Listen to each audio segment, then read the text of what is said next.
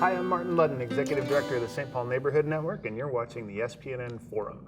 This is one of a series of interviews we're doing with all 17 of St. Paul's district councils. Today we have the Dayton's Bluff Community Council, District 4, and with me is Jeannie Foster, Board Chair of the Community Council, and Rebecca Nelson, a board member. Welcome to the forum. Thank you. Thank you. So let's start at a real basic level. What is kind of the geographic area that District 4 covers? We are right at Lower Town, and then we span heading towards the Battle Creek area, so all up 7th Street. Yeah. If you look at the east side and the way it's formed in mountains and hills, you have to really kind of look at the map. Right. So I think we're in the top 3 of the largest councils in the St. Paul. So Lower Town to Battle Creek, and then what are your kind of north-south boundaries? Is it river to? No, it's so you got Railroad Island. It crosses over 94. Yeah. That's part of D4. Okay. So it's really about looking at the map and how it's just really weird. I wish I could articulate that a little bit better, but I can't. Well, and the nice part about TV is we will have a lovely graphic up, and folks Wonderful. will be able to see a map of your district. Wonderful. Yeah. So what brought you to service on the community council? What brought you into this structure? Well, for me, I work in District 4 at a nonprofit called Eastside Elders, being passionate about the seniors in the area and also being on District 5 Council. I wanted to be a part of this new this council and part of its growth and things like that. Yeah. Cool. And when I initially joined the board, it was because 2 very simple things. One, I was concerned about some crime happening in the neighborhood and wanted to get the neighbors out, so I really just wanted to do a block shut down the block and have everybody come out and meet. And then I was thinking about all the trash, and I was like, well, what can we do for a community cleanup? Yeah. You know, and that's how I initially began learning about the role, what the board does. Right. So that's So 2, passionate about your neighborhood and what's happening. Yeah. Cool. And what's how's the council doing right now? Where do you sit? We sit soundly right now, and I know people talk about there's things that happened in the past, and yes, we went through a year of heavy transition, and that took some heavy lifting from some very committed members in this community. But we have rebounded. We just had an audit, and we are sound. And as an outgoing board member and board chair, I am super excited that we are leaving new board members with a sound organization and ready to move forward and begin engaging again with community so that we can retain some of the assets in D4. Yeah. And that actually goes really nicely into the next question. As members of the board, what's your responsibility both to the council and to your neighborhood, and how does that work? I can start. When I first joined the board, I didn't have a clue. Yeah. And I think that's oftentimes a lot of folks don't understand what is the purpose of the board. What I've learned it to be, one, we have a responsibility to get out and meet our community members, get them in, listen to their concerns. But ultimately what I want folks to understand is we need folks to come in to talk to us about what their concerns are. Be a part of the board or be a part of a subcommittee. Because what happens is when we do an annual plan, then we put that with what are our priorities in D4's community, whether it's housing, biking, elders. We put that into a plan and submit that to the city. And then there's funds that come with that so we can actually do the work. Right. We don't have the funds to do the work, we can't do the work. So that's, for me, letting folks out in the world know, be involved. If you've got passion about something in the community, check in with your community council, be a part of working that plan so that we can get those resources allocated in community and then do the good work that we want to see happening to change things in community. We're going to cut that part out. We're going to give it to the city, and they're going to run that as their district council recruiting pitch across the city. There you go. That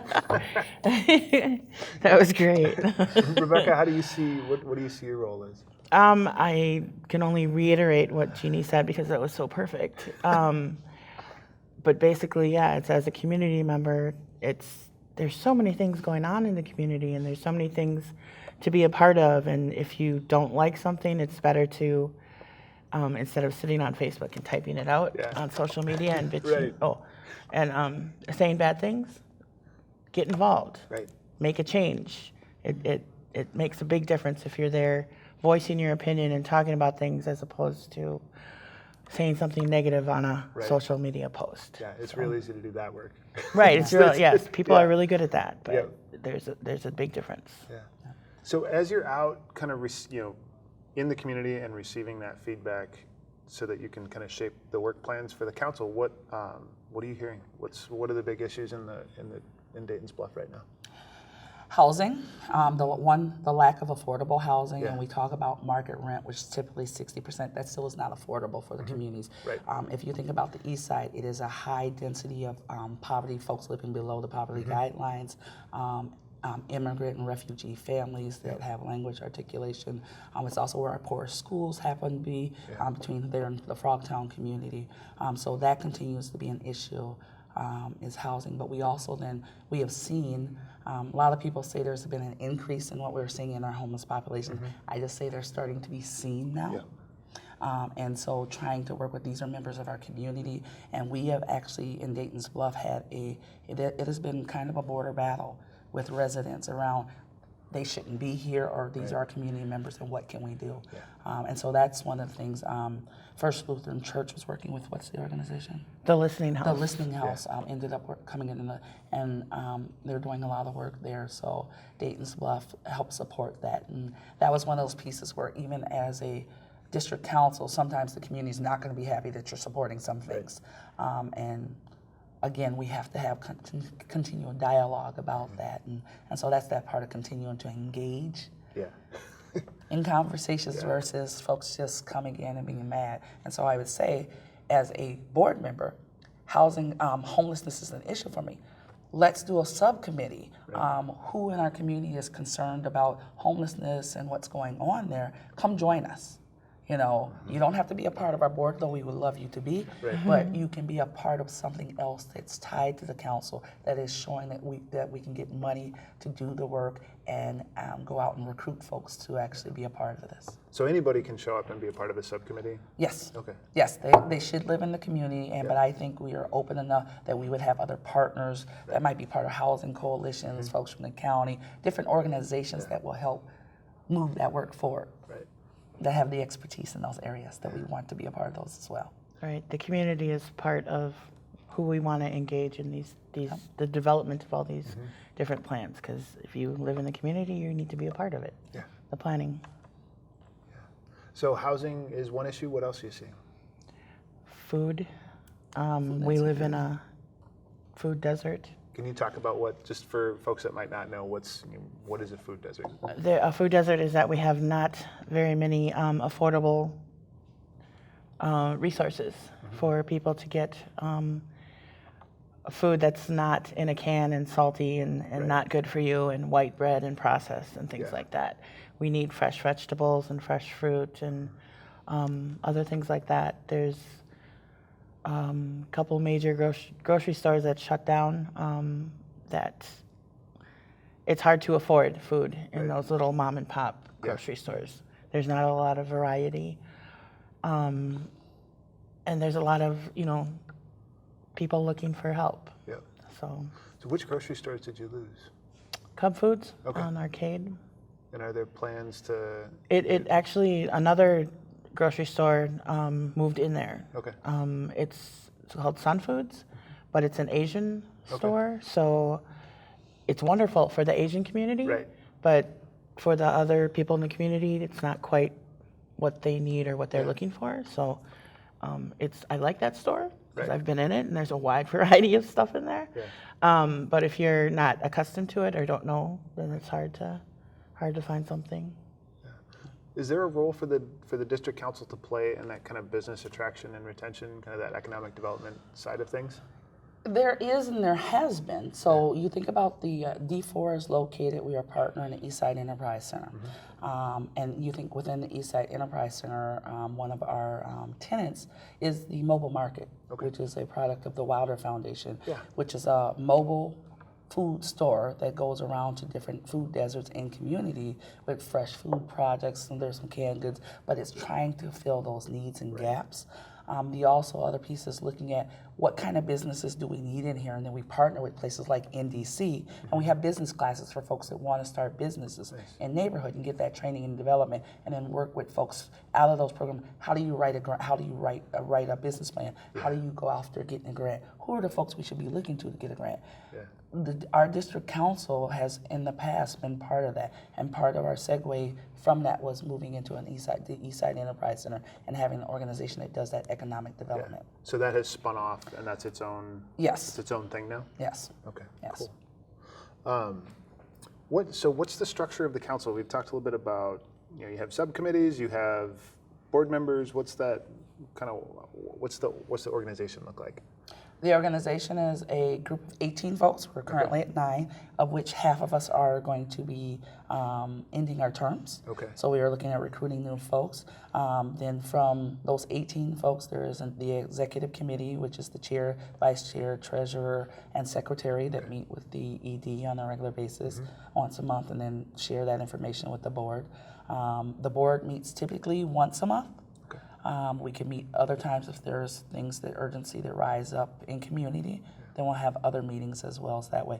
But the core of the work that happens, if we're talking about all this other community work, is those subcommittees, where we are working on each board member talking about it's something that I'm passionate. I'm going to co-chair this with another community member, and then create what days we're going to meet, how often we want to meet, and then those subcommittees will bring things back to the greater board and community. What are some of those subcommittees? Are there any standing right now? Land use. Okay. Land use is one of the primary pieces of district councils.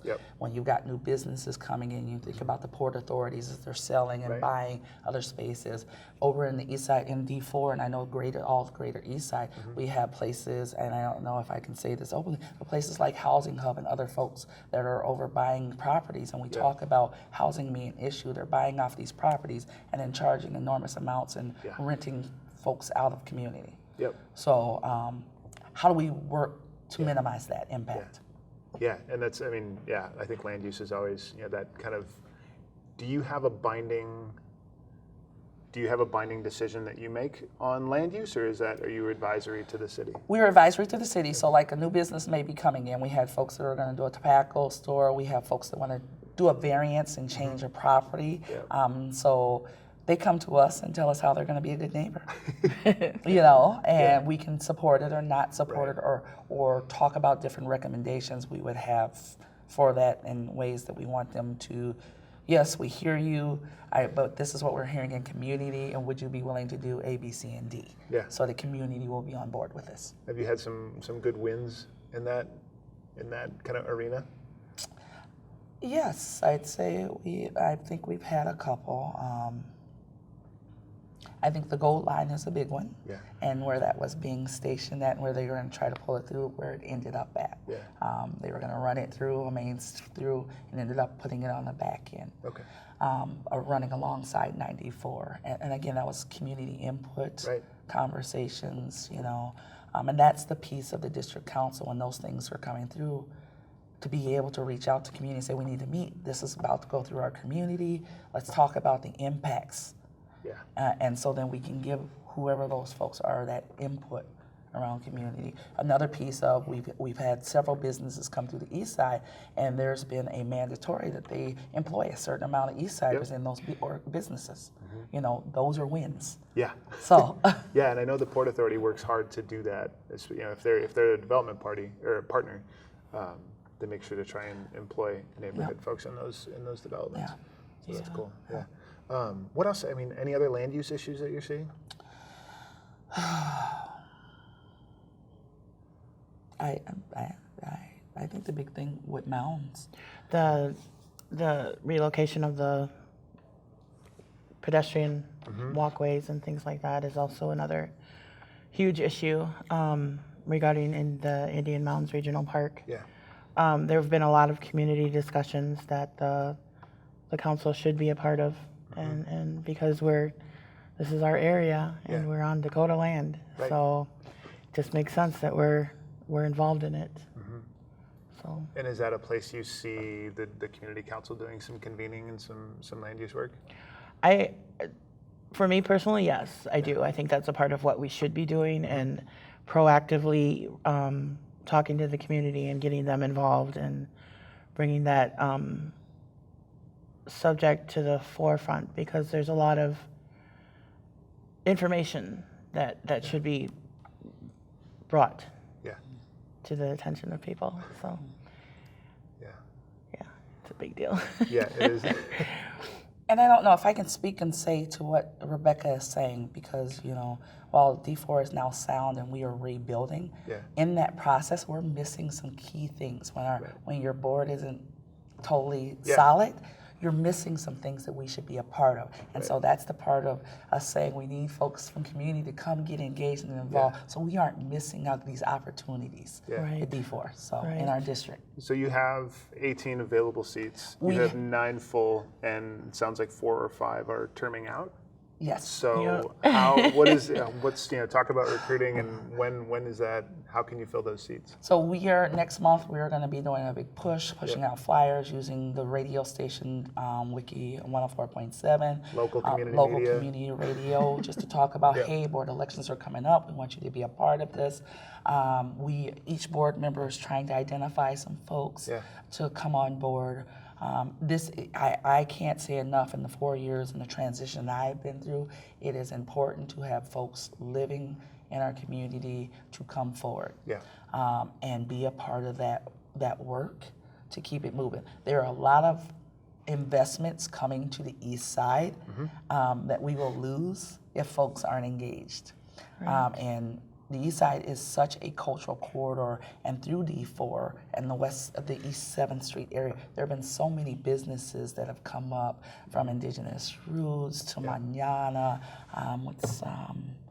Henry's store right in the corner, Supermercado. So there's been so much development happening, and that's because we had board members engaged and folks in community coming forward. So we're able to make that plan, get money for it, and move forward. So.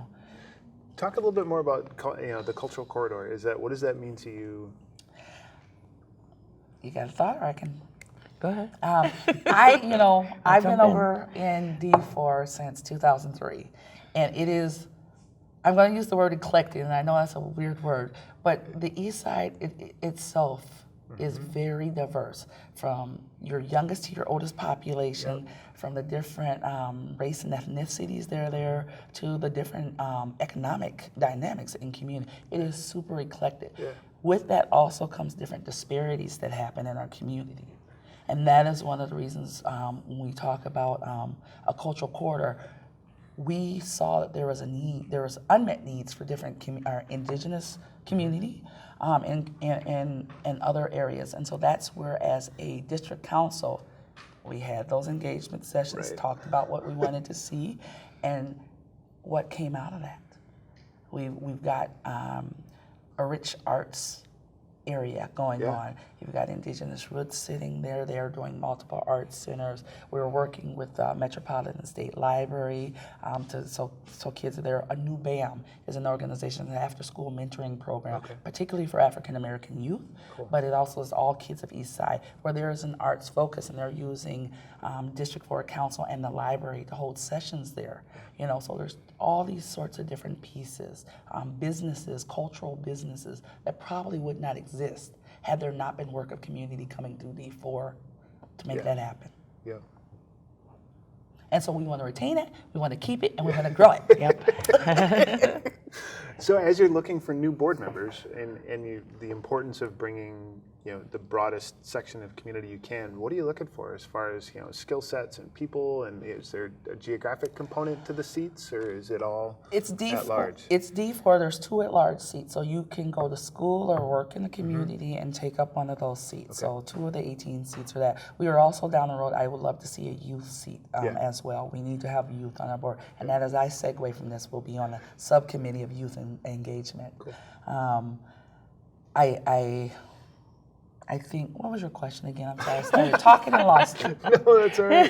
What are you looking for as far as kind of, I think part of the question is, do you divide those 18 seats geographically across the district? So are there specific, grids that you want to get area people from? A, B, C, D. So, and there's 4 in each section, excuse me. And so we look for 3 to 4 out of each of those sections so that there is good representation Yep. out of each of those areas. But then we also think about what are the needs. And we also, in our executive committee, like right now, we know we have a financial person who understands money. So as we're looking at fiscal responsibility, we're looking for someone who's able to do that. So everyone has a skill. Bring your skill, and Right. we can work together to figure out how best to use it. And that's how I see that. Different people are going to be passionate about different things. There's a place for you on this council. Yeah. So Nice. That's well put. So what what skills, as as members who have been sitting on this board, what what skills have you really brought? What's your personal thing that you have brought to the board and what to help do this work? I'm gonna put you on the spot with that one. I would say I am very level-headed, and like I said, and folks know I've been through a transition, and I think being able to be stable and take in the information and really digest it and reframe it for folks to understand where other folks are at. Sometimes folks come. When you talk about community work, it is very personal. Yeah. And there is a lot of emotion around that. And I have been through some emotional ups and downs and having to be the stable folks and just ingest information and then help each person hear it in a way they can receive it so we can move work along. Right. So I think that is a skill set I bring. I'm also just really passionate about community. I love my East Side. Yeah. East Side gets a bad rap. And it is a beautiful, thriving community. So I say East Side pride. And I think I'm willing to talk to whoever, whenever, whatever, and have those conversations. And I like to work. I am one of those behind the scenes, get it done. Right. So I don't need credit, glory. I just want to see my community thrive. So I think that's the skill set I bring. Rebecca, what about you? Similar qualities, I believe. I am also very passionate about community, so that's like one of my big things. I also like to encourage other people, whether that's saying, come on, get up off your butt and move. We need to get this done. We need to do this. This is what's going on. I'm good at that. So, and I, like I said, I like being in this community. There's so much diversity, and the fact that I'm a Native woman and I can speak out and I can talk about the issues that I believe in is a very important skill. Yeah. So that's what I bring. Thank you. Do you have any events coming up? There are a couple events coming up. So folks should know that the D4 District Council is looking for an executive director. We have had an interim, so we are taking applications. They can go to the Dayton's Bluff website at daytonsbluff.org and submit a resume. That would be great. So we are starting the interview processes now. But we are looking for a great candidate that can continue to do the work. We're hoping for someone who is an East Sider, but also someone that has a skill set. Right. We also have the radio station in our district council, so that is another skill set. We're looking for someone to have some radio experience as well. We also are, the big thing, we are looking for board members. It is time to rebuild. We are rebuilding, but it's time to build a solid structure and get moving for work. We've got to get a plan moving here pretty quick. And we don't want to miss out again on those investments, so we've got to get a plan written up so we can submit to the city. And we'd like to do that with a full board and reaching all of our East Side. Well, a full board gets you better, community, a full community buy-in. Yeah. And when are those elections? So that's in November. I believe it's November 18th. Yes. November 18th. And so you can walk through the door that night, decide at the last minute, I think I might want to be in the board. But we also have an ongoing board process so we can continue to fill those seats. The only thing with D4, we will verify who you are, where you live, that you live in our community. So we do have a process for that. But we would love to see folks come out. Even if you just want to come out and get to know what's going on. Please come out. Especially if you want to come out and get to know what's going on. Yeah. Right. Yeah. Other thoughts? No. I can do a shameless plug for the Eastside Lions. Go for it. The Eastside Lions Club is having their 3rd annual Booyah. Oh, yeah. It's Booyah season. Yeah, actually on Saturday. Okay. The 21st. Yes, This 21st. Saturday? Saturday Yeah. the 21st. From 12 until 3, and it'll be at the First Lutheran Church building. Okay. So, and then we also should plug the Eastside Harvest Festival, which is yes. on the following weekend on the 28th. Yep. So come on out and have a good time. And that starts where and where? And You that know. is the Payne Avenue. It starts on Payne Avenue, Payne in Maryland. It starts at 12 noon, goes down to Payne and Wells. Okay. Before that is the Eastside Lions Club Pancake Breakfast Oh. at Arlington Hills Lutheran Church, which is actually in District 5, but that's okay. And then so it's the breakfast and then the parade, and then we're having an Eastside Community Festival at the YMCA on Arcade. Okay. And I do believe you can catch coverage of Yes. the Harvest Fest Parade Yes. on SPNN Channel 19. Yes, you can. I don't That's know that right. it will be live, but it will be available at Yep. some point after the parade happens.